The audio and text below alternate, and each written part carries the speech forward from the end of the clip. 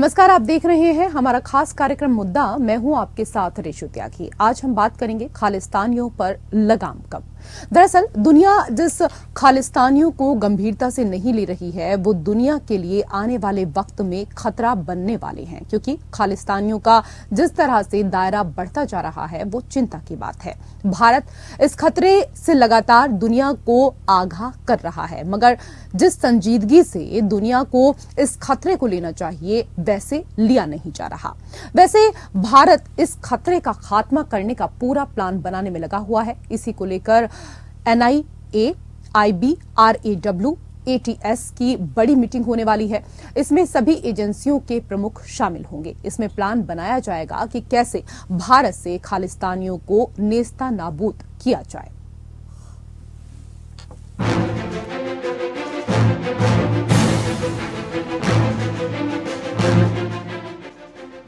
खालिस्तानी आतंकी हरदीप सिंह निज्जर की हत्या के बाद भारत और कनाडा के रिश्तों में तल्खी चरम पर है।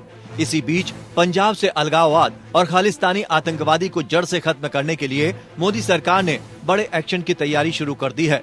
दरअसल पंजाब में खालिस्तानी आतंकियों पर लगाम लगाने के लिए देश की तमाम सुरक्षा एजेंसियों ने एक साथ कमर कस ली है। इसी के तहत खालिस्तानी गतिविधियों, टेरर एक्टिविटी, फंडिंग और गैंगस्टरों को नेस्त नाबूद करने के लिए 5-6 अक्टूबर को राजधानी दिल्ली में NIA ने बड़ी बैठक बुलाई है। इस बेहद महत्वपूर्ण मीटिंग में NIA chief, IB chief, raw chief सहित राज्यों के प्रमुख शामिल होंगे। इस बैठक का प्रमुख एजेंडा खालिस्तानी आतंकवाद की कमर तोड़ना है। इस मीटिंग में विदेशी धरती से खालिस्तानी आतंकी और गैंगस्टर के गठजोड़ के खिलाफ कार्रवाई करने की मजबूत रणनीति बनेगी।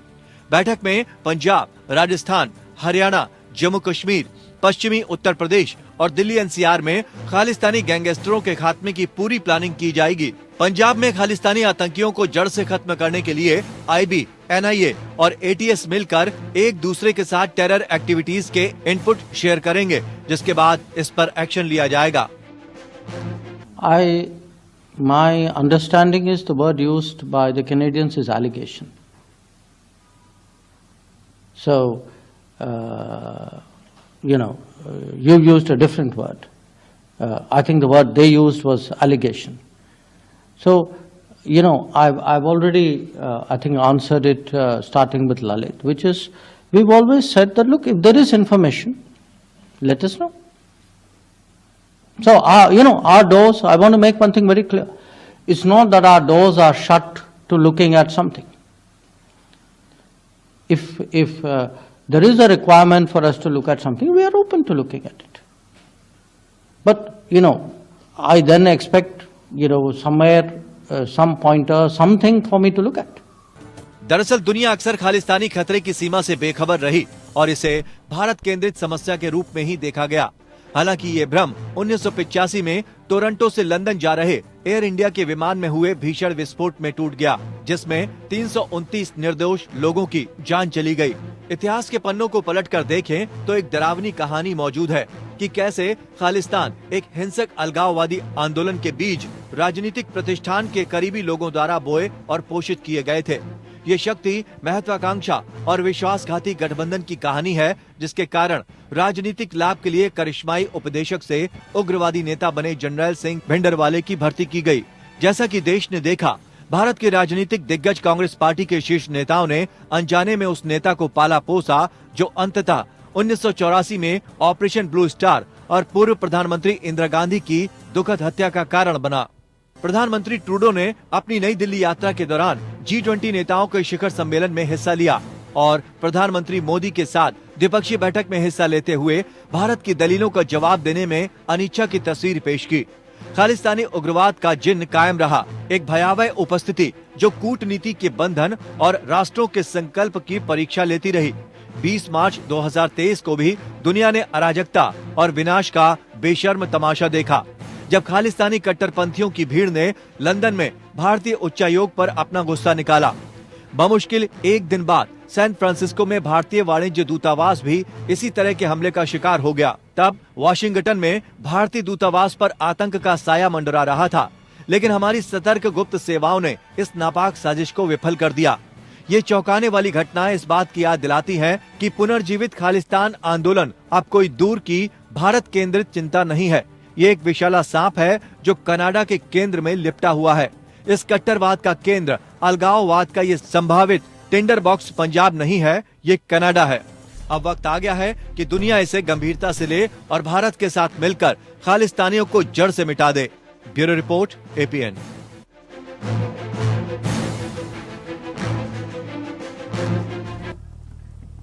तो इस पूरे मुद्दे से निपटने के लिए अब एनआईए, आईबी, रॉ, एटीएस की एक बड़ी मीटिंग होने वाली है और सरकार ने खालिस्तानियों से निपटने के लिए अब बड़ी तैयारियां शुरू कर दी हैं। इसको लेकर मुद्दा में हम चर्चा करेंगे। दो खास मेहमान हमारे साथ जुड़ चुके हैं। सबसे पहले उनका परिचय आपके साथ करा देते हैं।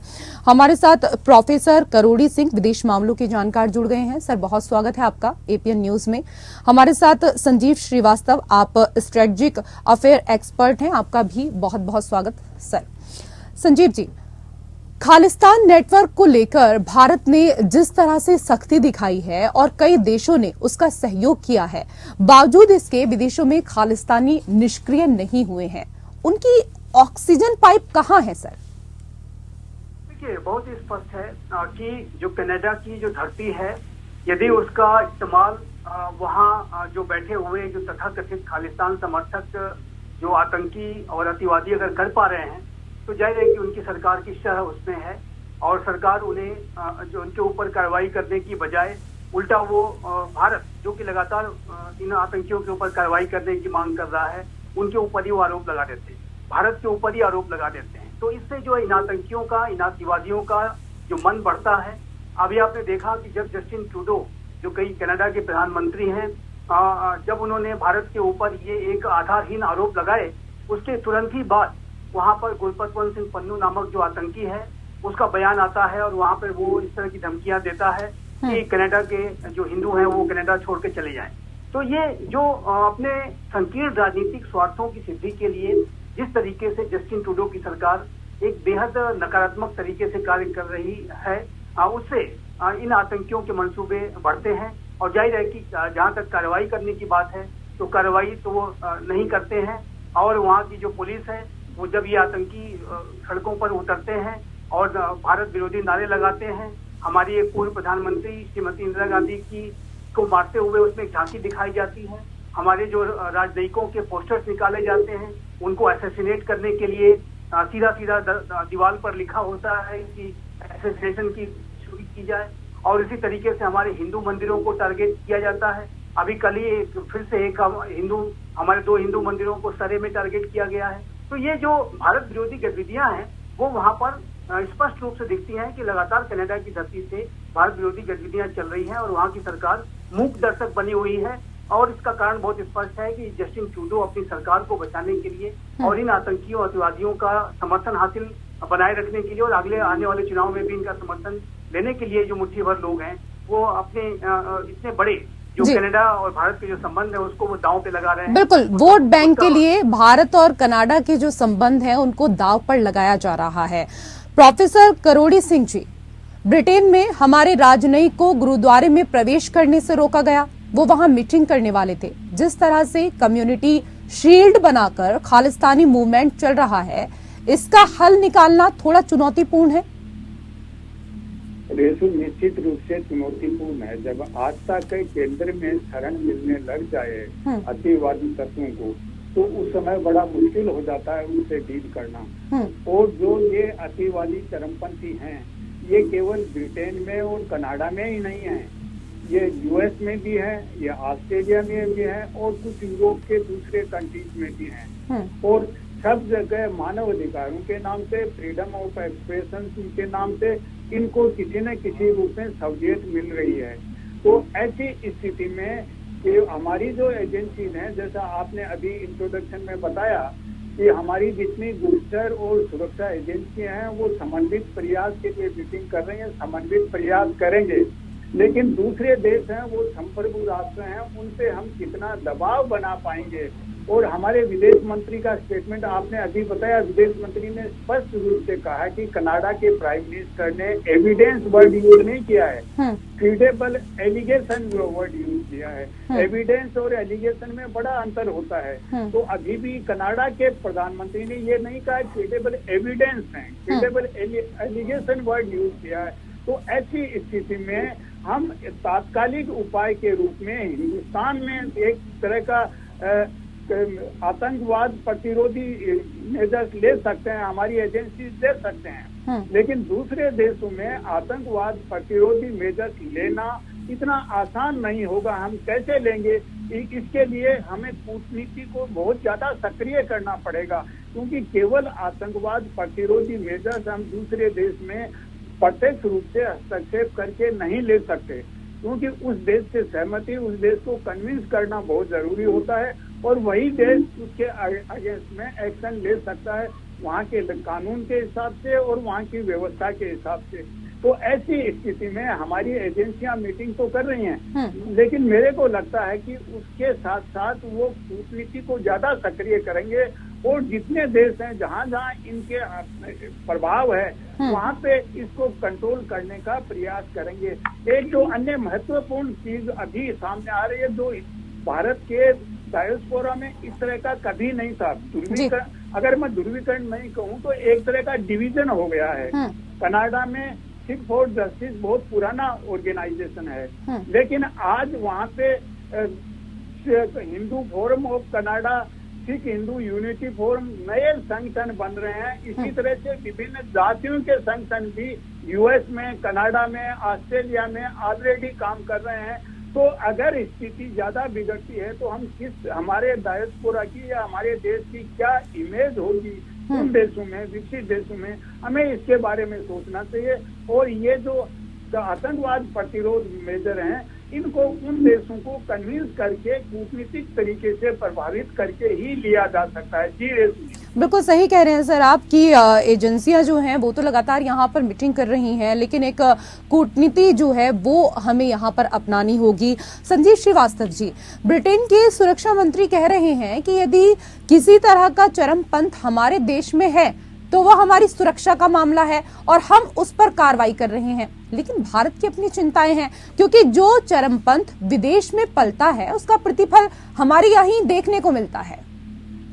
जी देखिए, पहले तो ये कि चाहे वो यूनाइटेड किंगडम हो, चाहे वो कनाडा हो, चाहे वो यूनाइटेड स्टेट्स ऑफ अमेरिका या ऑस्ट्रेलिया हो, जहां कहीं भी भारत विरोधी गतिविधियां चल रही हैं, वहां पर उन सरकारों के लिए ये आवश्यक है कि वो जो है भारत विरोधी गतिविधियों पर लगाम लगाएं। हमारे एम्बेसडर को, हमारे जो ब्रिटेन में जो एम्बेसडर दुराईस्वामी को जिस तरीके से एक गुरुद्वारे में प्रवेश करते के दौरान रोका गया है, जिसके वीडियो सामने आए हैं, वो जाहिर है कि बेहद आपत्तिजनक है।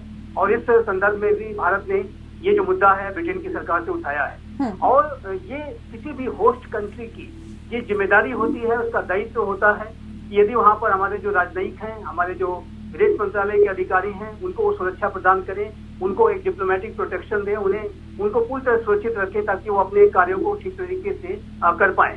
भारत के विदेश मंत्री ने अभी कल ही इस बात को स्पष्ट किया है कि जो कनाडा से हमारी जो वीजा संबंधी जो सर्विसेज को जो सस्पेंड किया गया है, उसका सबसे बड़ा कारण ये था कि हमारे जो राजनयिक हैं, हमारे जो वहाँ पे विदेश हाई कमीशन के जो ऑफिशियल्स हैं, उनको लगातार धमकियां दी जा रही हैं, उनको अपने ऑफिस तक पहुंचने में जो है उनके लिए एक असुरक्षित माहौल बनाया जा रहा है और वो अपने काम को ठीक तरीके से नहीं कर पा रहे हैं। और ये भी सबसे बड़ा कारण है जिसकी वजह से भारत ने ये जो वीजा सर्विसेज को सस्पेंड किया है। तो ये किसी भी राष्ट्र की, ठीक है, ब्रिटेन के सुरक्षा ये अवश्य कह रहे हैं और भारत भी इसी बात को कह रहा है कि आप एक्शन लेकर के दिखाइए।